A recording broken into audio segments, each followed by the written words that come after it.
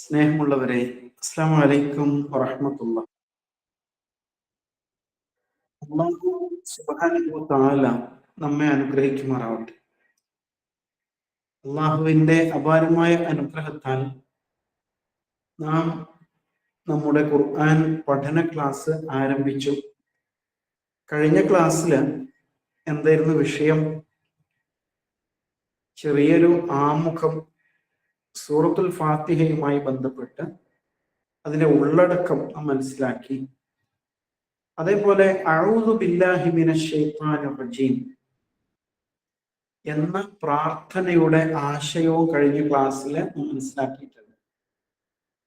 യഥാർത്ഥത്തിൽ അഊദു ബില്ലാഹി മിനശ് ശൈത്വാനിർ റജീം എന്നത് സൂറത്തുൽ ഫാത്തിഹയിലെ ഒരു ആയത്താണോ? അല്ല. ഖുർആൻ പാരായണം ചെയ്യുമ്പോൾ ആമുഖമായിട്ട് അള്ളാഹുവോട് പിശാചിൽ നിന്ന് രക്ഷ തേടുക എന്ന ഉദ്ദേശത്തിലാണ് ഔദ് പഠിപ്പിക്കപ്പെട്ടത്. അതിന് വിശുദ്ധ ഖുർആനിലുള്ള തെളിവ് എന്താണ് എന്നും നമ്മൾ പഠിക്കേണ്ടായി. അപ്പൊ പിശാചിൽ നിന്ന് അള്ളാഹുവോട് നാം രക്ഷ തേടി എന്നിട്ടാണ് ഖുർആനിലേക്ക് പ്രവേശിക്കുന്നത്, അല്ലെ? ഇന്ന് നമുക്ക് ബിസ്മിയാണ് പഠിക്കേണ്ടത്. ബിസ്മില്ലാഹിർ റഹ്മാനിർ റഹീം. നമുക്കെല്ലാം സുപരിചിതമാണ് ബിസ്മില്ലാഹിർ റഹ്മാനിർ റഹീം, അല്ലെ? അപ്പൊ എന്താണ് ബിസ്മി? എന്താണ് ബിസ്മി ചൊല്ലുന്നതിന്റെ ഉദ്ദേശം? ഇതൊക്കെയാണ് ഇന്നത്തെ ക്ലാസ്സിൽ നാം ഉദ്ദേശിക്കുന്നത്. വളരെ ലളിതമായ കാര്യങ്ങളാണ്, നമുക്കൊരുപക്ഷെ അറിയുന്ന കാര്യങ്ങൾ തന്നെയായിരിക്കും. ബിസ്മിയില് എത്ര വാക്കുകൾ അല്ലെങ്കിൽ എത്ര പദങ്ങളുണ്ട്? ബി, ഇസ്മ, പിന്നെ അള്ളാഹു, പിന്നെ അർ റഹ്മാൻ, പിന്നെ അർ റഹീം. 5 പദങ്ങളാണ്, അല്ലെ? 5 വാക്കുകളാണ് ബിസ്മിയില് ഉള്ളടങ്ങിയിട്ടുള്ളത് എന്ന് കാണാം. അതിൽ ഒന്നാമത്തേത് ബി. ആ വാക്കിന്റെ അർത്ഥം കൊണ്ട് അല്ലെങ്കിൽ ഓട് എന്നൊക്കെയാണ്. ഓട് എന്ന് പറയുമ്പോൾ ഇഷ്ടികയും ഓടും എന്ന രൂപത്തിലുള്ള ഓടല്ല. പിന്നെയോ അള്ളാഹു ഓട് എന്ന് പറയില്ലേ, അതാണ് ഉദ്ദേശം. അല്ലെങ്കിൽ അള്ളാഹുവെ കൊണ്ട്, അങ്ങനെയൊക്കെയുള്ള അർത്ഥത്തിലാണ് ബി ഉപയോഗിക്കുക. അപ്പൊ അതൊരു അക്ഷരമാണ്, ഹർഫ് എന്നാണ് അതിന് പറയാം, അല്ലെ? അതിന്റെ പ്രത്യേകത എന്താണെന്ന് അറിയാം. അതിന് സ്വന്തമായിട്ട് ആശയമില്ല. ഒരാൾ പെട്ടെന്ന് ഓട് എന്ന് പറഞ്ഞാൽ ഇയാൾക്ക് എന്തോ കുഴപ്പമുണ്ടെന്ന് കരുതുന്നു, അല്ലെ? അതേസമയം അള്ളാഹുവോട് ഞാൻ രക്ഷ തേടുന്നു എന്നൊക്കെ പറയുമ്പോൾ അതിനൊരു ആശയം ഉണ്ടാവും. ബി നേരത്തെ നമ്മൾ പഠിച്ചതല്ലേ, അഊദു ബില്ലാഹി, അവിടെ ബി വന്നിട്ടുണ്ടായിരുന്നു. അപ്പൊ ഏതായാലും ബിസ്മിയിൽ ആദ്യത്തെ വാക്ക് ബി എന്നാണ്. കൊണ്ട്, ഓട് എന്നൊക്കെയാണ് അർത്ഥം. പിന്നെ എന്താ വാക്ക്? ഇസ്മ. ഇസ്മ നമുക്ക് പരിചയമുള്ള വാക്കല്ലേ? ഇസ്മ നാമം, പേര് എന്നൊക്കെയുള്ള അർത്ഥത്തിലാണ് ഇസ്മ. അതിന്റെ ബഹുവചനം എന്താണ്? അസ്മാ, പേരുകൾ. അസ്മാ എന്ന് തന്നെ പേരുണ്ടല്ലേ. ആയിഷ ബീവിയുടെ സഹോദരിയുടെ പേര് അസ്മാ എന്നായിരുന്നു. പിന്നെ അസ്മാ ഉൽ ഹുസ്ന, അള്ളാഹുവിന്റെ പേരുകൾ അങ്ങനെ പറയും. അപ്പൊ ഇസ്മ, പേര്, നാമം എന്നൊക്കെയാണ് അർത്ഥം. ബിസ്മി എന്ന് പറഞ്ഞാലോ നാമത്താൽ, നാമം കൊണ്ട്, ഇത്ര അർത്ഥമുള്ളൂ. പക്ഷെ നമ്മൾ ബിസ്മി എന്ന് പറഞ്ഞ ഒരുപാട് കടകളൊക്കെ കാണും. ബിസ്മി ചിക്കൻ സെന്റർ, പിന്നെ ബിസ്മി സൂപ്പർ മാർക്കറ്റ്, ഇങ്ങനെ പലതും പലപ്പോഴും കാണാറുണ്ട്, അല്ലെ? അപ്പൊ ബിസ്മി എന്ന് മാത്രം പറയുമ്പോൾ അതിനൊരു പൂർണ്ണ ആശയമില്ല. ബിസ്മില്ലാഹ്. അപ്പൊ അള്ളാഹുവിന്റെ നാമത്തിൽ എന്ന അർത്ഥം. അള്ളാഹുവിന്റെ നാമത്താൽ എന്നും ആകാം. ബാക്കി എന്താ? ഞാൻ ആരംഭിക്കുന്നു എന്നാണ്. അങ്ങനെ ഒരു വാക്ക് ബിസ്മിയിൽ ഉണ്ടാവും? ഇല്ല. അപ്പൊ ശരിക്കും അതിന്റെ പൂർണ്ണ രൂപം എങ്ങനെയാന്ന് ചോദിച്ചാല് അബ്ദഉ ബി ബിസ്മില്ലാ എന്നായിരിക്കും, അല്ലെ? നമ്മള് എപ്പോഴാണ് അബ്ദഉ കമാ ബദ അല്ലാഹു ബിഹി എന്ന് ചൊല്ലിയത് ഓർക്കുന്നുണ്ടാവും? നമ്മൾ ആദ്യം സഫയിലേക്ക് കയറിയില്ലേ സായിന് വേണ്ടിയിട്ട്? അപ്പോ അല്ലെ, അബ്ദഉ കമാ ബദ അല്ലാഹു ബിഹി, അള്ളാഹു തുടങ്ങിയെടുത്ത് എന്ന് ഞാനും തുടങ്ങുന്നു എന്നാണ്. അപ്പൊ അള്ളാഹു ആദ്യം സഫയ പറഞ്ഞത്, ഇന്ന സഫ വൽ മറുവ, പിന്നെയാണ് മറുവ. അപ്പൊ അതുകൊണ്ട് ആദ്യം നമ്മളും സഫയിലേക്ക് കയറിയില്ല. അപ്പൊ അബ്ദഉ ബി ബിസ്മില്ലാഹ്, അള്ളാഹുവിന്റെ നാമം കൊണ്ട്, അള്ളാഹുവിന്റെ നാമത്താൽ ഞാൻ ഒരു കാര്യം ആരംഭിക്കുകയാണ് എന്നായിരിക്കും അതിന്റെ ആശയം, അല്ലെ? അള്ളാഹു എന്ന വാക്കിനെ ഒന്നുകൂടി സ്പ്ലിറ്റ് ചെയ്താല്, വേർതിരിച്ചാൽ എന്തൊക്കെ കിട്ടും? അള്ളാഹുവിലെ അൽ, അലിഫും ലാമും ആദ്യം, പിന്നെ ഇലാഹ്. ഇലാഹ് എന്നാണ് ശരിക്കും പടച്ചോൻ എന്ന അർത്ഥത്തിൽ അറബിയിൽ ഉപയോഗിക്കാം. ഇലാഹ് ദൈവം, അത് ആർക്കും പറയാം. ഏത് ദൈവത്തിൽ വിശ്വസിക്കുന്നവർക്ക് ഇലാഹ് എന്ന അയാളെ ദൈവത്തെ കുറിച്ച് പറയാം. പക്ഷെ അതിന്റെ കൂടെ അലിഫും ലാമും ചേർന്ന എന്തായി എന്നറിയോ? അൽ ഇലാഹ് എന്നാണ്. ദി ഗോഡ്, ആ ദൈവം. ഏത് ദൈവം? എല്ലാവരും പറയുന്ന ദൈവമല്ല, ഇസ്ലാമിക കാഴ്ചപ്പാടില് ഉള്ള ആ ദൈവം എന്നാണ്. അൽ ഇലാഹ്. ഇംഗ്ലീഷിലെ ദി എന്ന് പ്രയോഗിക്കുമ്പോൾ തന്നെയാണ് അറബിയിൽ അൽ ചേരുമ്പോൾ. അൽ ഇലാഹ്, അൽ ഇലാഹ്, അൽ ഇലാഹ്, അൽ ഇലാഹ് പറഞ്ഞു എന്തായി? അല്ലാഹ് എന്നായിട്ട് മാറി. അതാ സംഭവിച്ചത്. അപ്പോ അൽ പ്ലസ് ഇലാഹ് സമം അൽ ഇലാഹ്, അത് പറഞ്ഞ് അല്ലാഹ് എന്നായി എന്നാണ്. അല്ലാഹ് എന്നാണ് നമ്മൾ സാധാരണ പറയുക, അല്ലെ? ശരിക്കും അതില് മാദ് എന്ന അക്ഷരം ഉണ്ടോ? അറബിയിൽ അങ്ങനെ ഒരു അക്ഷരമില്ല. മാദ് ഉണ്ട്, വാ ഉണ്ട്, അല്ലെ? രണ്ടക്ഷരങ്ങളാണ്, രണ്ടും രണ്ട് ഉച്ചാരണമാണ്. വലദ്ദാലീൻ, അതില് വാ ഉണ്ട്. അതുപോലെ വാലിം എന്ന് പറയുമ്പോൾ വാ ഉണ്ട്. പക്ഷെ ഇതാണോ ശരിക്കും അക്ഷരങ്ങൾ? അല്ലാന്ന് എഴുതുമ്പോൾ ഒരു അലിഫ് ഉണ്ട്, പിന്നെ രണ്ട് ലാമുണ്ട്, പിന്നെ ഒരു ഹാ ഉണ്ട്, അല്ലെ?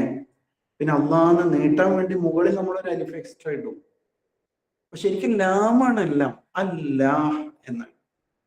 ചിലപ്പോൾ നമ്മൾ അങ്ങനെ ഉച്ചരിക്കാറുണ്ട്, അഊദു ബില്ലാഹി എന്നാണ്, ബില്ലാഹി എന്നല്ല, ബില്ലാഹി എന്നാണ് പറയുന്നത്.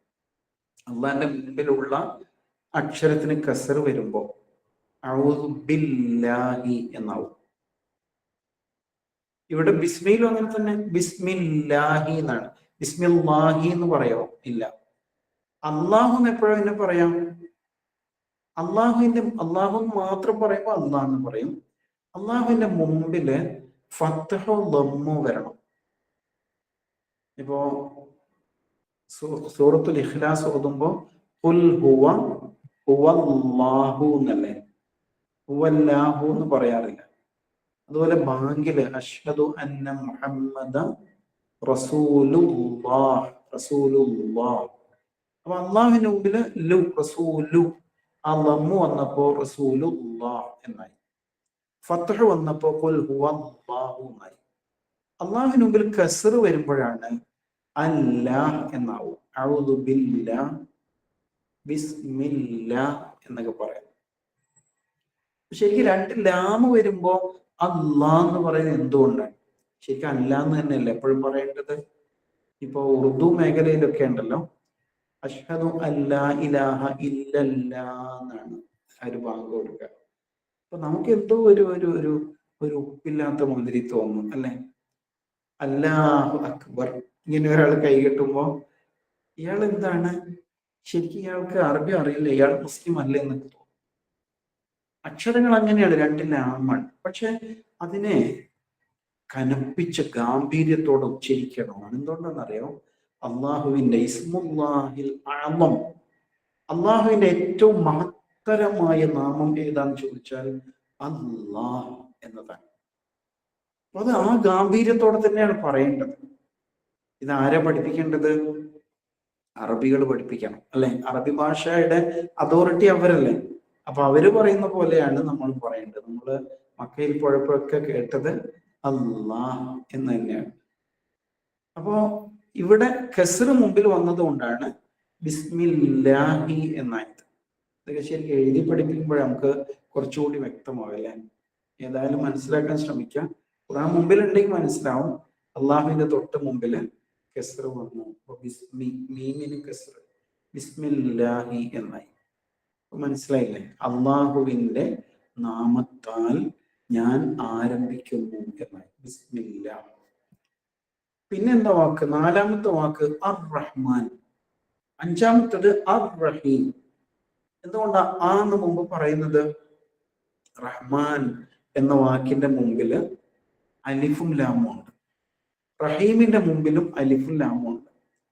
നമ്മൾ സാധാരണ ആൾക്കാരെ വിളിക്കുമ്പോൾ എന്തൊക്കെ റഹ്മാന്, എന്താ റഹീം എന്ന് ചോദിക്കും. പക്ഷെ ശരിക്ക് അള്ളാഹുവിന്റെ പേരുകളാണ് അല്ലെ. അപ്പൊ അർറഹീമെ നീ എവിടെ പോകുന്നു ചോദിക്കാൻ പറ്റുമോ? അത് ശരിയാവില്ല. അപ്പൊ അബ്ദുർ റഹീം എന്ന് തന്നെ വിളിക്കലാണ് അതിന്റെ പൂർണ്ണത. അപ്പൊ പൂർണ്ണത അതാണ്. അപ്പോ റഹീം എന്ന് മാത്രം നമ്മൾ വിളിക്കുമല്ലോ, അങ്ങനെ വിളിക്കുന്നതിൽ തെറ്റില്ല. പക്ഷെ അള്ളാഹുവിന്റെ പേര് എന്ന നിലക്കാകുമ്പോ അലിഫ്ലാം ചേർത്ത് വിളിക്കണമെന്നാണ്. അസ്മാഉൽ അങ്ങനെ വിളിക്കേണ്ടത്. അതാണ് അതിന്റെ പൂർണ്ണത. കാരണം നേരത്തെ പറഞ്ഞ പ്രശ്നമാണ്, അലിഫ്ലാമിന്റെ അർത്ഥം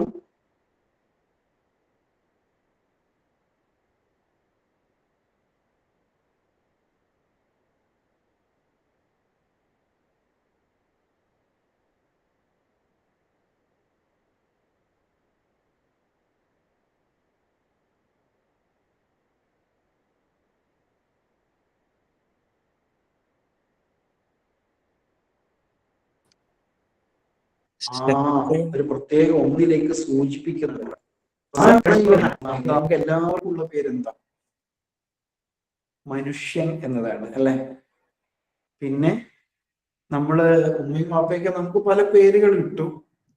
ഇപ്പൊ അതാണ് വിളിച്ചുകൊണ്ടിരിക്കുന്നത്. ശരിക്കും നമ്മൾ അങ്ങനെയാണോ അല്ലെ എന്ന് പറയാൻ പ്രയാസം. പല കാര്യങ്ങളും അങ്ങനെ. ശരിക്കും ഇതില് പറയുമ്പോൾ അള്ളാഹു അങ്ങനെയല്ല. അള്ളാഹുവിന്റെ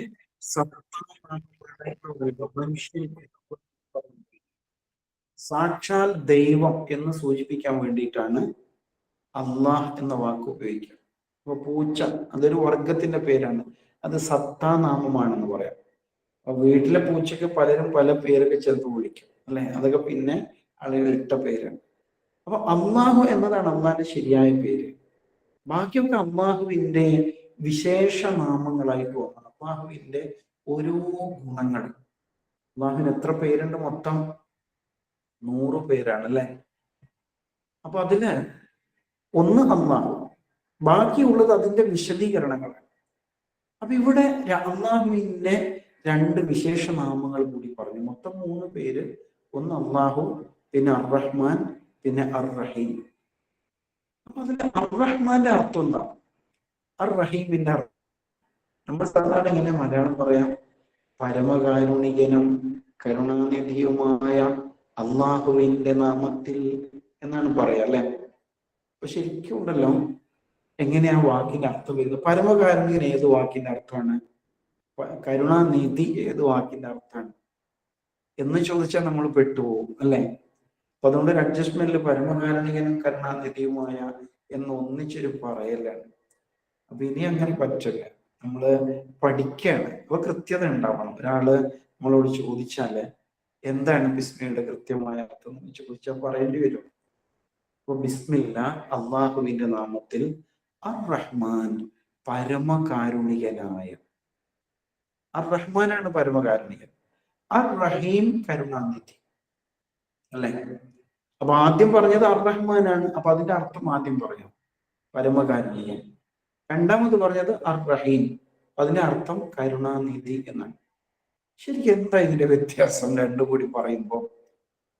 നമുക്ക് കേരളത്തിലും തമിഴ്നാട്ടിലും 2 മുഖ്യമന്ത്രിമാരുണ്ടായിരുന്നു. കേരളത്തിലെ ആളുടെ പേര് കരുണാകരൻ എന്നാണ്, പിന്നെ തമിഴ്നാട്ടിലുള്ള ആളുടെ പേരെന്തായിരുന്നു? കരുണാനിധി എന്നാണ് അല്ലെ. അങ്ങനെ ഓർമ്മിക്കാം. അപ്പൊ പരമകാരുണികൻ, കരുണാനിധി, എന്താ വ്യത്യാസം? രണ്ടിനും റഹ്മത്തുണ്ട് എന്നതാണ് രണ്ടിലെയും പരസ്പര ബന്ധം എന്ന് പറയും. റഹ്മാൻ, റഹീം എന്ന് പറയുമ്പോൾ 3 അക്ഷരങ്ങൾ, റാഹ്, ഹാ, മീം അല്ലെ. റഹ്മ എന്ന വാക്കതിൽ വരുന്നുണ്ട്, രണ്ടിലും വരുന്നുണ്ട്. അപ്പൊ അതുകൊണ്ട് കാരുണ്യമാണ് രണ്ടിലും ഉള്ളത്. വ്യത്യാസം എന്താണ്? പരമകാരുണികൻ എന്ന് പറഞ്ഞാല് പഴയ ഭാഷയിൽ പറഞ്ഞാൽ വഴിപ്പെട്ടവനും വഴിപ്പെടാത്തവനും ഒരുപോലെ കരുണ ചെയ്യുന്നവൻ എന്നാണ്. അതാണ് അള്ളാഹുവിന്റെ പ്രത്യേകത. എന്താ വഴിപ്പെടുക? അള്ളാഹുവിന്റെ വഴിയിൽപ്പെടുക എന്ന് പറഞ്ഞാൽ അള്ളാഹു അനുസരിക്കാനാണ്. അള്ളാഹുവെ അനുസരിക്കുന്നവനും അനുസരിക്കാത്തവനും അള്ളാഹു എന്ത് ചെയ്യും? ഒരുപോലെ കരുണ ചെയ്യും. അല്ലെ? അങ്ങനെയല്ലേ നമ്മൾ അനുഭവിച്ചുകൊണ്ടിരിക്കുന്നത്? അങ്ങനെയാണ് ഈ ലോകത്ത് നമ്മൾ വായു ശ്വസിക്കുന്നുണ്ട്. ഇതേ സമയം അള്ളാഹുവിലെ വിശ്വസിക്കാത്ത ഒരാൾ ഇവിടെ ഉണ്ടെങ്കിലോ അയാളും ഇതേ വായുവാണ് ശ്വസിക്കുന്നത്. ഒരേ വെളിച്ചം, ഒരേ വെള്ളം, അല്ലെ? ചിലപ്പോൾ ഉണ്ടല്ലോ നമ്മൾ തന്നെ ആലോചിക്കും, ഞാനിങ്ങനെ ഹജ്ജൊക്കെ ചെയ്ത് ഉംറയൊക്കെ ചെയ്ത് ഒരുപാട് നിസ്കരിച്ചിട്ടും എനിക്ക് കാര്യമായിട്ടൊന്നും കിട്ടിയില്ലല്ലോ. പക്ഷെ അയൽവക്കത്ത് ഉണ്ടല്ലോ നമ്മളെ പോലെ നിസ്കരിക്കുകയോ നോമ്പെടുക്കുകയോ ഹജ്ജ് ഒന്നും ചെയ്യാത്ത ആളുകൾക്ക് എന്തൊക്കെയാ പഠിച്ചു കൊടുത്തത്, അല്ലെ? ചിലപ്പോ ഇങ്ങനെ ചിന്തിച്ചു. അപ്പോ എന്താ കാരണം? അല്ലാഹു റഹ്മാനാണ്. അവൻ പരമകാരുണികനാണ്. മനുഷ്യരോട് മാത്രമല്ല ജീവജാലങ്ങളോടൊക്കെയും ഒരുപോലെ കരുണ ചെയ്യുന്നവനാണ് അല്ലാഹു. അതാണ് അർ റഹ്മാൻ. അപ്പോ കാരുണ്യത്തിന്റെ വിശാലതയാണ് അർ റഹ്മാൻ എന്ന് പറയുന്നത്. ആ വാക്കിന്റെ തന്നെ പ്രത്യേകത അതാണ്. സുബ്ഹാൻ എന്നൊക്കെ പറയില്ലേ? എന്ന പോലെ റഹ്മാൻ എന്ന് പറഞ്ഞാല് അത് കാരുണ്യത്തിന്റെ വിശാലതയാണ് സൂചിപ്പിക്കുന്നത്. അപ്പൊ റഹീം എന്താണ്? ആ റഹീം എന്താ അർത്ഥം പറഞ്ഞത്? നമ്മുടെ തമിഴ്നാട്ടിലെ മുഖ്യമന്ത്രിയുടെ പേര് കരുണാനിധി എന്നാണ്, അല്ലെ? കരുണാനിധി. ഇത് പഴയകാല പണ്ഡിതന്മാര്, നമ്മുടെ മുൻഗാമികളായ പണ്ഡിതന്മാർ മലയാളത്തിൽ കണ്ടെത്തിയ ഏറ്റവും നല്ല മലയാള വാക്കാണ് കേട്ടോ. ഇപ്പോഴും ശരിക്കും അതിന് പകരം വാക്കുകൾ കണ്ടെത്തിയിട്ടില്ല. ദയാപരൻ എന്നൊക്കെ പറയാറുണ്ടെങ്കിലും അതിനൊന്നും ഒരു പൂർണ്ണത ഉണ്ടാവില്ല. കരുണാനിധി എന്ന് പറയാൻ എന്താ കാരണം? നിധി അറിയില്ലേ? കഥയിലൊക്കെ ഉണ്ടല്ലോ, സ്വർണത്തിന്റെ നിധി കിട്ടി എന്നൊക്കെ പറയുന്ന കഥകള്. എന്താ നിധി? നിധി എവിടെ സാധാരണ ഉണ്ടാകാം? എവിടെയെങ്കിലും കുഴിച്ചിട്ടിരിക്കുകയായിരിക്കും, എന്നിട്ട് ആൾക്കാരത് കണ്ടെത്തുകയാണ്. നിധി എന്ന് പറഞ്ഞാല് എന്താണ്? ആർക്കോ വേണ്ടിയിട്ട് കാത്തു സൂക്ഷിച്ചു വെക്കുന്നതിനാണ് നിധി എന്ന് പറയുന്നത്. നിധി പോലെ കാത്തു സൂക്ഷിച്ചത് എന്നൊക്കെ പറയും, അല്ലെ? ഇപ്പൊ നമ്മൾ തന്നെ ഉണ്ടല്ലോ, നമുക്ക് ഏറ്റവും ഇഷ്ടപ്പെട്ട ആളുകൾക്ക് വേണ്ടിയിട്ട് ചിലതൊക്കെ എടുത്തു വെക്കൂല. ഇപ്പൊ വീട്ടില് ഫുഡ് ഉണ്ടാക്കിയാൽ തന്നെ, അല്ലെ, ചിക്കന്റെ നല്ലൊരു പീസ് അദ്ദേഹം വരുമ്പോ കൊടുക്കാന്നുള്ളതൊക്കെ എടുത്തു വെക്കും. എന്ന് പറയും പോലെ ഏറ്റവും ഇഷ്ടപ്പെട്ടവർക്ക് വേണ്ടി അല്ലാഹു തആല പ്രത്യേകമായിട്ട് എടുത്തു വെച്ച അവന്റെ കാരുണ്യാണ് കാരുണ്യത്തിന്റെ നിധി. അങ്ങനെ അള്ളാഹു കരുണാനിധിയായത് അതുകൊണ്ടാണ്. ആർക്ക് വേണ്ടിയായിരിക്കും എടുത്തു വെച്ചത്? ഈശാ അള്ളാഹ് നമുക്ക് വേണ്ടി തന്നെയാണ്. അതെപ്പോഴാ കിട്ടുക? ഈശാ അള്ളാഹ് സ്വർഗത്തിലെത്തുമ്പോ കിട്ടും, അല്ലേ? റസൂൽ സല്ലല്ലാഹു അലൈഹി വസല്ലം ഇത് പറഞ്ഞ് കൊതിപ്പിക്കുന്നുണ്ട് കേട്ടോ. എന്താ പറഞ്ഞത്? അള്ളാഹുവിന് 100 കാരുണ്യമുണ്ട് എങ്കിൽ ഈ ഭൂമിയിലെ സകലരും, സകല മാതാപിതാക്കളും മക്കളും എല്ലാവരും പങ്കുവെക്കുന്ന സകല കാരുണ്യം ഒരുമിച്ച് കൂട്ടിയാല് അള്ളാഹുവിന്റെ കാരുണ്യത്തിന്റെ ഒരംശം മാത്രമേ ആവുള്ളൂ. ബാക്കി എത്രയുണ്ട്? ബാക്കി 99. ഇതൊക്കെ അള്ളാഹു എന്താ ചെയ്യുന്നത്? അള്ളാഹു അവന്റെ കാരുണ്യത്തിന്റെ 99% സ്വർഗത്തിലേക്ക് മാറ്റി വെച്ചിരിക്കുകയാണ്. സുബ്ഹാനല്ലാഹ്. ആർക്ക് വേണ്ടിയാണ്? നമുക്കൊക്കെ വേണ്ടിയിട്ട്, അല്ലേ? നമുക്കത് നേടണ്ടേ? ഇൻഷാ അല്ലാഹ്. പഠിച്ചവൻ അത് വെച്ച് ഇങ്ങനെ കാത്തിരിക്കുകയാണ്.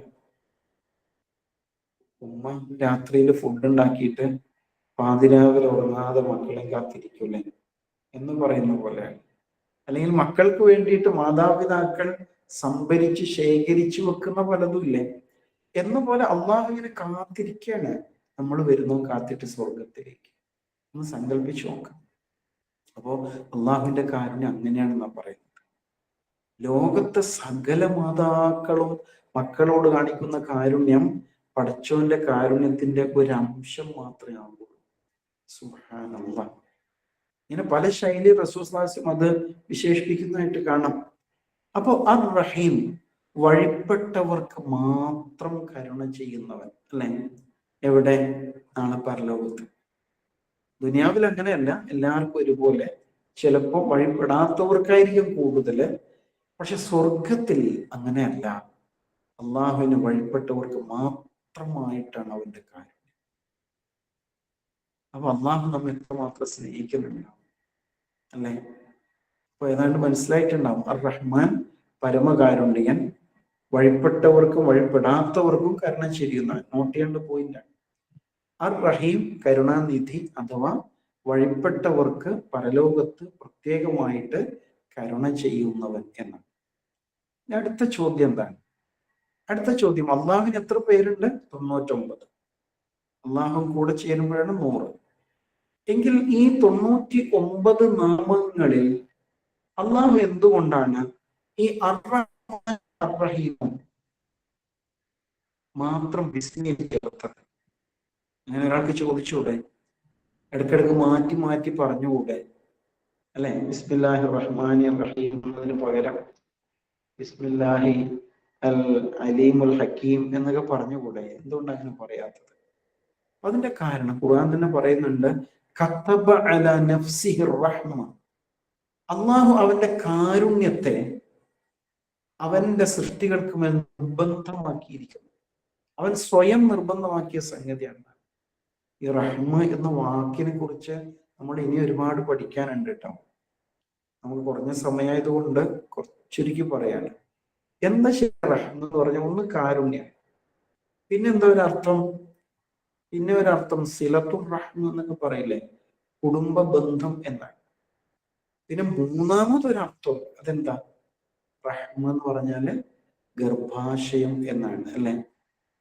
ഉമ്മാന്റെ അകത്ത് കുഞ്ഞിനെ ഇങ്ങനെ 10 മാസത്തോളം ചുമന്ന് നടക്കുന്ന ഉമ്മയുടെ രക്തവും മജ്ജയും പോഷകങ്ങളും എല്ലാം ഈ കുഞ്ഞിന് പൊക്കിൾ കൊടിയിലൂടെ നൽകിക്കൊണ്ടിരിക്കുന്ന ആ സംവിധാനമില്ലേ, അതാണ് റഹ്മ. അല്ലാത്ത വാക്കാൻ. കാരുണ്യം, കുടുംബ ബന്ധം, ഗർഭാശയം, ഈ 3 ആശയങ്ങൾ ഇതിലുണ്ട്. എന്നിട്ട് അള്ളാഹു അവനാണ് കാരുണ്യത്തിന്റെ നിറകുടം എന്ന് പറയുന്നത് അല്ലെ? ആലോചിക്കേണ്ട വിഷയമാണ്. അതൊക്കെ ഒരുപാട് ചിന്തിക്കാനുണ്ട്.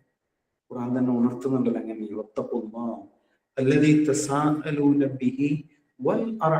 സൂറത്തുൽ നിസാഇലെ കുടുംബ ബന്ധങ്ങളെ സൂക്ഷിക്കണം എന്ന് പറയുന്നു. ഒരുപാട് ചിന്തിക്കാനുണ്ട്. അപ്പൊ അർ റഹ്മാൻ റഹീം, പരമകാരുണികനും കരുണാനിധിയുമായ അള്ളാഹുവിന്റെ നാമത്തിൽ ഞാൻ ആരംഭിക്കുന്നു. നമ്മൾ തുടങ്ങല്ലേ? ബിസ്മില്ലാ. നമ്മൾ ഖുർആൻ പഠനത്തിലേക്ക് പ്രവേശിച്ചു എന്നാണ് അതിന്റെ അർത്ഥം എന്ന് മൊത്തത്തില് മനസ്സിലാക്കാം അല്ലെ? ഇനി ബിസ്മി ചൊല്ലണം എന്നതിന് എന്താ തെളിവ്? അങ്ങനെ ഒരാൾക്ക് ചോദിക്കാം. തോറ്റുപോകരുത്, മറുപടി പറയണം. എന്താ തെളിവ്? ഖുർആനിലെ 1-ാമത്തെ ആയത്ത് തന്നെയാണ്. റസൂലുള്ളാഹിക്ക് അവതരിച്ച 1-ാമത്തെ ആയത്ത് ഏതാണ്? ഇഖ്റ, നീ വായിക്കുക, ബിസ്മി റബ്ബിക, നിന്റെ നാഥന്റെ നാമത്തിൽ വായിക്കുക, അല്ലദീ ഖലഖ, സൃഷ്ടിച്ചവനായ. കണ്ടോ? മറുപടി ധൈര്യപൂർവ്വം പറയണം. ഔദുവിന്റെ തെളിവ് നമ്മൾ കണ്ടെത്തിയിരുന്നു. അതേപോലെ ബിസ്മി ചൊല്ലുന്നതിന് ഖുർആനിലുള്ള തെളിവ് എന്താന്ന് ചോദിച്ചാൽ ഇതാണ് അതിന്റെ തെളിവ് എന്നുള്ളതാണ്. പിന്നെ ഫാത്തിഹയിലെ ബിസ്മി, ഫാത്തിഹയിലെ ബിസ്മിയുടെ പ്രത്യേകത എന്താ? നിങ്ങളുടെ കയ്യിൽ ഖുർആൻ ഉണ്ടെങ്കിൽ നോക്കണം കേട്ടോ. ഫാത്തിഹയിലെ ബിസ്മിയും അൽ ബഖറയിലെ ബിസ്മിയും തമ്മിലൊരു വ്യത്യാസമുണ്ട്. എന്താ വ്യത്യാസം നോക്കില്ലേ? ഫാത്തിഹയിലെ ബിസ്മി കഴിഞ്ഞാൽ 1 എന്ന നമ്പർ ഉണ്ട്. അൽ ബഖറയിലെ ബിസ്മിക്ക് ശേഷം നമ്പർ ഉണ്ടോ? നമ്പർ ഇല്ല. അൽ ഫാത്തിഹയിൽ മാത്രമാണ് ബിസ്മിക്ക് നമ്പർ. ബാക്കി ഒറ്റ സൂറത്തിലും ബിസ്മിക്ക് നമ്പർ ഇല്ല. അപ്പൊ എന്താ മനസ്സിലാകുന്നത്? അൽ ഫാത്തിഹയിലെ ബിസ്മി അതിലെ 1-ാമത്തെ ആയത്താണ്. 7 ആയത്തല്ലേ ഫാത്തിഹയില്? നമ്മൾ കഴിഞ്ഞ ക്ലാസ്സിൽ എണ്ണിയതാണ്. അതിൽ 1-ാമത്തെ ആയത്ത് ബിസ്മിയാണ്.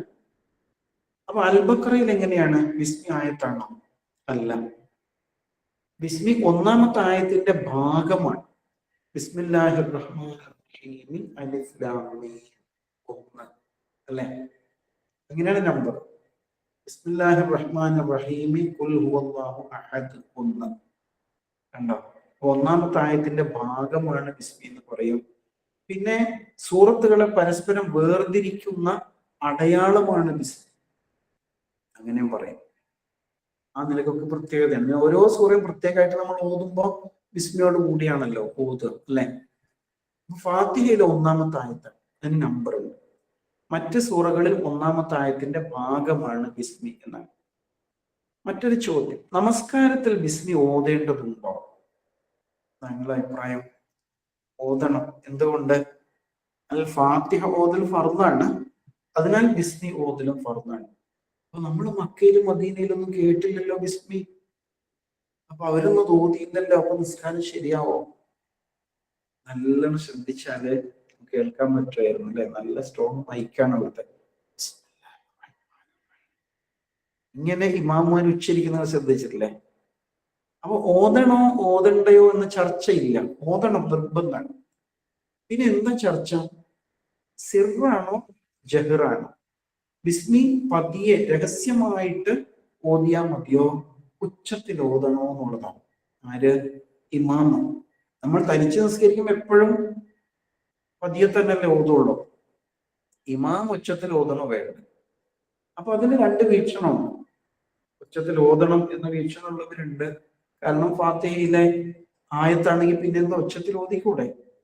അതേസമയം റസൂൽ സ്വല്ലല്ലാഹു അലൈഹി വസല്ലം പതിയെയാണ് ഓതിയത് എന്ന നിലയ്ക്ക് ചില ഇമാമുമാര് പതിയെ ഓതുന്നു എന്നുള്ളതാണ്. അങ്ങനെയാണ് മക്കയിലും മദീനയിലൊക്കെ നമ്മൾ കണ്ടിട്ടുള്ളത് എന്ന് കാണാം, അല്ലെ? ഇനി എന്താ ബിസ്മിയെ കുറിച്ച് മനസ്സിലാക്കാനുള്ളത്? ഖുർആനിലെ ബിസ്മിയെ കുറിച്ച് പഠിക്കണം. ഖുർആനിലാകെ എത്ര സൂറയുണ്ട്? 114. എങ്കിൽ ഖുർആനിൽ എത്ര ബിസ്മി ഉണ്ടാവണം? 114 ബിസ്മി വേണം. 114 ബിസ്മി ഖുർആനിൽ ഇല്ലേ? ഉണ്ട്. പക്ഷെ ഒരു സൂറയുടെ തുടക്കത്തിൽ ബിസ്മി ഇല്ല. നമുക്കൊക്കെ അറിയാമല്ലേ, കിസ് പ്രോഗ്രാമിലൊക്കെ സ്ഥിരം ചോദിക്കുന്നതാണ്, ബിസ്മി ഉച്ചരിക്കാൻ പാടില്ലാത്ത സൂറ ഏതാണ്? സൂറത്ത് തൗബയാണ്, എല്ലാവർക്കും അറിയാം, അല്ലെ? എന്നാൽ ഖുർആനിന്റെ അകത്തൊരു ബിസ്മി ഉണ്ട്.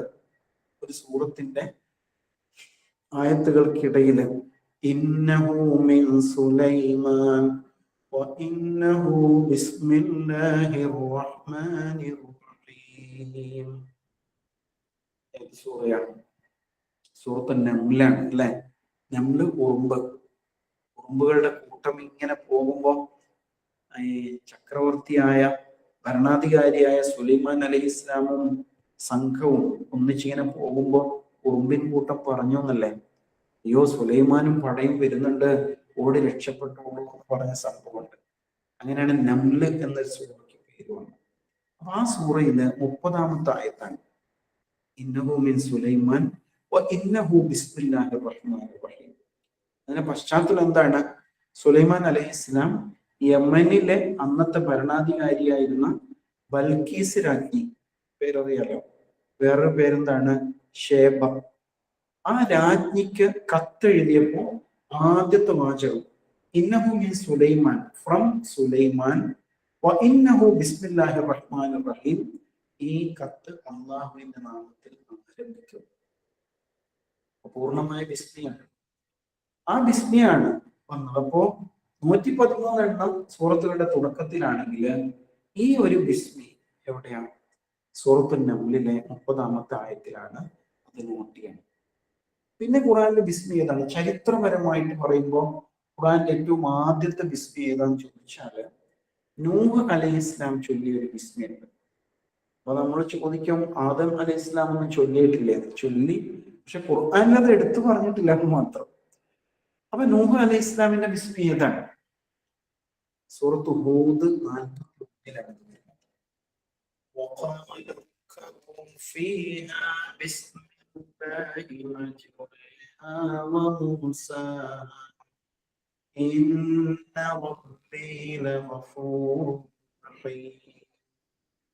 ഏതാ സന്ദർഭം?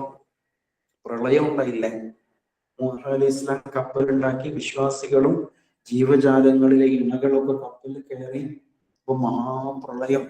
നമ്മുടെ നാട് 2018 അനുഭവിച്ച പോലെ വെള്ളം ഇങ്ങനെ പൊങ്ങി പൊങ്ങി പൊങ്ങി നിൽക്കുമ്പോൾ അലമാലകൾ ഇങ്ങനെ ആർത്തിരത്തിക്കൊണ്ടിരിക്കുന്ന അവസ്ഥയില് ഈ കപ്പലിറക്കുക. ആ സമയത്ത് നൂഹ് അലൈഹി ഇസ്ലാം ചൊല്ലിയതാണ്. നൂഹ് അലൈഹി ഇസ്ലാം തന്റെ വിശ്വാസികളായ ആൾക്കാരോട് പറഞ്ഞു ഇർക്കബൂ ഫീഹാ, ഇതിലേക്ക് കയറൂ, എന്നിട്ട് ബിസ്മില്ലാ, അള്ളാഹുവിന്റെ നാമത്തിൽ മജ്റേഹാ, ഈ കപ്പൽ സഞ്ചരിക്കും, ഇത് എവിടെയെങ്കിലും ചെന്നണയും. ഇന്ന റബ്ബി ഗഫൂർ റഹീം, എന്റെ റബ്ബ് സകല പൊറുക്കുന്ന കരുണാനിധിയാണ്. ഇങ്ങനെ പൊപ്പട്ടത് ഇത് ആലോചിച്ചൊക്കെ വല്ലാത്തൊരു സംഭവമായിരുന്നു. നമ്മള് ഈ ജലയാത്ര നടത്തുമ്പോൾ കടലിലോ കായലിലോ ഒക്കെ ഉണ്ടല്ലോ, ബോട്ടിങ്ങിനൊക്കെ പോകില്ലേ, അങ്ങനെയൊക്കെ പോകുമ്പോ ഈ ബിസ്മിയാണ് ചൊല്ലേണ്ടത്. ഏത് ബിസ്മി? ബിസ്മില്ലാഹി മജ്റേഹാ വ മുർസാഹാ ഇന്ന റബ്ബി ലഗഫൂർ റഹീം. ഇപ്പൊ കൊച്ചിയിലൊക്കെ വന്നാല് ഷെരീഫ് സാഹിബിനെ കാണാനൊക്കെ നമ്മൾ വരുമ്പോ എന്തൊരു ബോട്ടിങ്ങിന് ചാൻസ് ഉണ്ട്. അപ്പൊ നമ്മൾ ചൊല്ലുന്ന ബിസ്മി അതാണ്. മക്കയിൽ മദീനയിലൊക്കെ ബസ്സിൽ യാത്ര ചെയ്യുമ്പോൾ സഫറിന്റെ ദുആ വേറെയാണ് ചൊല്ലുന്നത്, അല്ലെ? അങ്ങനെയാണ്. അപ്പോ ഈ ബിസ്മി വളരെ പ്രധാനമാണ് എന്ന് മനസ്സിലാവും, അല്ലെ? റസൂൽ സല്ലല്ലാഹു അലൈഹി വസല്ലം ബിസ്മിയെ കുറിച്ച് എന്താ പറഞ്ഞത്? കുല്ലു അംരിൻ ദീ ബാലിൻ ലാ യബ്ദഅ ബിസ്മില്ലാഹ്, സതുദ്ദേശപൂർവ്വം നല്ല ഉദ്ദേശത്തോടെ ചെയ്യുന്ന ഏതൊരു കാര്യവും ബിസ്മി കൊണ്ട് ആരംഭിക്കണം, അല്ലെങ്കിൽ അത് ഗുണം. അബുത്തർ എന്ന് പറഞ്ഞ വേരറ്റത്, വാല് പൊളിഞ്ഞത്. ഇന്ന ഷാനിക ഹുവൽ അബുത്തർ എന്നില്ലേ എന്ന് പഠിപ്പിച്ചിട്ടുണ്ട്. അപ്പൊ ബിസ്മി വളരെ പ്രധാനമാണ്. ബിസ്മി എന്നത് ശരിക്കൊരു പ്രാർത്ഥനയാണ്. നമ്മൾ ഉദ്ഘാടനമൊക്കെ നടത്തുമ്പോ, അല്ലെ, സെലിബ്രിറ്റീസിനെ കൊണ്ടുവരിക, എന്നിട്ട് ചെണ്ട കൊട്ടും വാദ്യവും പരിപാടിയും ബഹളവും ഒക്കെ ആയിരിക്കും. ശരിക്കും എങ്ങനെ ഉദ്ഘാടനം ചെയ്യേണ്ടത്? അല്ലെ? ഇപ്പൊ ഗൃഹപ്രവേശം നടക്കണം, വീട്ടിലേക്ക് കയറുമ്പോൾ വീട്ടുകാർ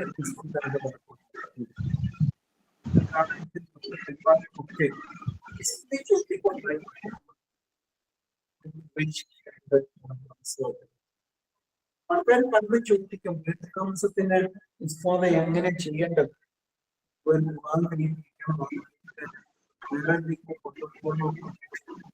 ഒരു ബിസ്മി അതിനേക്കാളും ശക്തിയുള്ള ഒരു സംഗതി ഇല്ല. അതുകൊണ്ട് റസൂൽ സ്വല്ലല്ലാഹു ഇങ്ങനെ പഠിപ്പിച്ചത്. കാരണം ബിസ്മിയില് അള്ളാഹുവിന്റെ 3 നാമം, അള്ളാഹു അർ-റഹ്മാൻ അർ-റഹീം, അള്ളാഹുവിന്റെ നാമത്തിൽ തുടങ്ങാന്ന് പറഞ്ഞാലേ ചെറിയ കാര്യമാണ്. ഒന്നാമത്തേത് പുണ്യകരമാണ്. പിന്നെ പടച്ചോന്റെ പൊരുത്തം ഉണ്ടാവും, പടച്ചോന്റെ കാവലുണ്ടാവും, അള്ളാഹുവിന്റെ സഹായം ഉണ്ടാവും, നല്ല ആത്മവിശ്വാസം ഉണ്ടാവും. ഞാൻ ബിസ്മി ചൊല്ലിയിട്ടാണ് ഞാൻ ഈ പണിക്ക് ഇറങ്ങിയത്, അതുകൊണ്ട് എന്റെ റബ്ബിനെ കൈവിടില്ല. ഈ ബോധം ഉണ്ടാവണം. ഇതില്ലാതെ വരുമ്പോഴാണ് അവിടെ പോയി നോക്കിയാലോ, ഇവിടെ പോയി നോക്കിയാലോ, ആൾക്കാരൊക്കെ പോകുന്നുണ്ടല്ലോ എന്നൊക്കെ ചിന്തിക്കാൻ പറ്റും, അല്ലെ? അപ്പൊ ബിസ്മി എന്നത് പ്രാർത്ഥനയാണ്. ബിസ്മിയിൽ അള്ളാഹുവിന്റെ 3 നാമങ്ങളുണ്ട്. അള്ളാഹുവിന്റെ നാമം ഉച്ചരിച്ച് എന്തും തുടങ്ങേണ്ടത്, അല്ലെ? കോഴിയെ അറുക്കുമ്പോ ബിസ്മി ചൊല്ലണ്ടേ? വേണം. അള്ളാഹുവിന്റെ നാമം ഉച്ചരിക്കുക ബലി നൽകുമ്പോൾ അങ്ങനെ ആയിരിക്കണം, എങ്കിലും അള്ളാഹുവിൽ സ്വീകരിക്കും. അപ്പൊ എന്ത് ചെയ്യുമ്പോഴും അള്ളാഹു നൽകിയ അനുഗ്രഹമാണല്ലോ നമ്മളുടെ ജീവിതം. ആ ജീവിതത്തിൽ എന്ത് കാര്യം ചെയ്യുമ്പോഴും ബിസ്മി ചൊല്ലിക്കൊണ്ടാവുക, അത് മനസ്സറിഞ്ഞുകൊണ്ടാവുക, ഈ പറഞ്ഞ ആശയങ്ങളൊക്കെ മനസ്സിൽ ചേർത്ത് വെച്ച് കൊണ്ടാവുക എന്നതാണ് ഏറ്റവും പ്രധാനം. അപ്പൊ ഏതാണ്ട് ഖുർആനിലെ ബിസ്മിയെ കുറിച്ച് ഒന്ന് പറഞ്ഞു പോയി എന്ന് മാത്രം. ഈ കൂടുതലായിട്ട് വായിക്കാൻ പഠിക്കുകയും ചെയ്യും. ഈ പഴയതുപോലെ അങ്ങനത്തെ ബിസ്മി ചൊല്ലുമ്പോൾ വലിയൊരു കരുത്ത് നമുക്കുണ്ടാവും. അള്ളാഹു എന്റെ കൂടെ ഉണ്ട്, അവൻ എന്നെ കൈവിടില്ല എന്നുള്ള ആത്മവിശ്വാസത്തോടെയാണ് ബിസ്മി ചൊല്ലുന്നത്. ഇത് നമ്മുടെ കുടുംബത്തെ മക്കളൊക്കെ ബോധ്യപ്പെടുത്തുന്ന ഒരു വിഷയം കൂടിയാണ്. വീട്ടിന് പുറത്തേക്ക് ഇറങ്ങുമ്പോൾ ബിസ്മില്ലാഹി തവക്കൽതു അലല്ലാഹ്, ഭക്ഷണം കഴിക്കുമ്പോൾ ബിസ്മി ചൊല്ലണം. ഭക്ഷണം കഴിക്കുമ്പോൾ ചിലപ്പോൾ വല്ലാത്ത വിശപ്പൊക്കെ ഉണ്ടാകുമ്പോൾ ബിസ്മി ചൊല്ലാനും മറന്നുപോയി. അപ്പൊ എന്താ ചെയ്യാ? ഓർമ്മ വന്നാല് ബിസ്മില്ലാഹി അവ്വലുഹു വആഖിറുഹു, ഇതിന്റെ തുടക്കവും ഒടുക്കവും അള്ളാഹുവിന്റെ നാമത്തിലാണ് എന്ന് ചൊല്ലണം. അപ്പൊ വളരെ ലളിതമായിട്ട് ഇത്രയും കാര്യങ്ങൾ മനസ്സിലാക്കുക, കാര്യങ്ങളൊക്കെ നോട്ട് ചെയ്ത് വെക്കാം. ഇൻഷാ അല്ലാഹ് ചോദ്യങ്ങൾ ചോദിക്കാം. കഴിഞ്ഞ ക്ലാസ്സുമായി ബന്ധപ്പെട്ട് ആരും ഒന്നും ചോദിച്ചില്ല. പിന്നീട് വാട്സാപ്പിലൊക്കെ ചോദിക്കായിരുന്നു, പക്ഷെ ആരും ചോദ്യങ്ങൾ ഉന്നയിച്ചതായിട്ടൊന്നും കണ്ടില്ല. ഏതായാലും അല്ലാഹു സുബ്ഹാനഹു വ തആല നമ്മെ അനുഗ്രഹിക്കുമാറാകട്ടെ. പഠിച്ചവനെ ഖുർആന്റെ വഴിയിലുള്ള നിങ്ങളുടെ സഞ്ചാരത്തെ സ്വീകരിക്കണേ നാഥ. അല്ലാഹുവേ, ബിസ്മി ചൊല്ലിക്കൊണ്ട് ഞങ്ങളുടെ പഠനം മുന്നോട്ട് പോവുകയാണ്. ഞങ്ങൾ അനുഗ്രഹിക്കണേ നാഥ. നമ്മുടെ കൂട്ടത്തിലെ രോഗികളായ ഉമ്മമാരുണ്ട്, വാപ്പമാരുണ്ട്, പഠിച്ചവനെ എല്ലാം ശിഫ നൽകി അനുഗ്രഹിക്കണം. ربنا آتنا في الدنيا حسنة وفي الآخرة حسنة وقنا عذاب النار. ربنا تقبل منا إنك أنت السميع العليم وتب علينا إنك أنت التواب الرحيم. وصلى الله على محمد وعلى آله وصحبه أجمعين والحمد لله. وعليكم السلام ورحمة الله.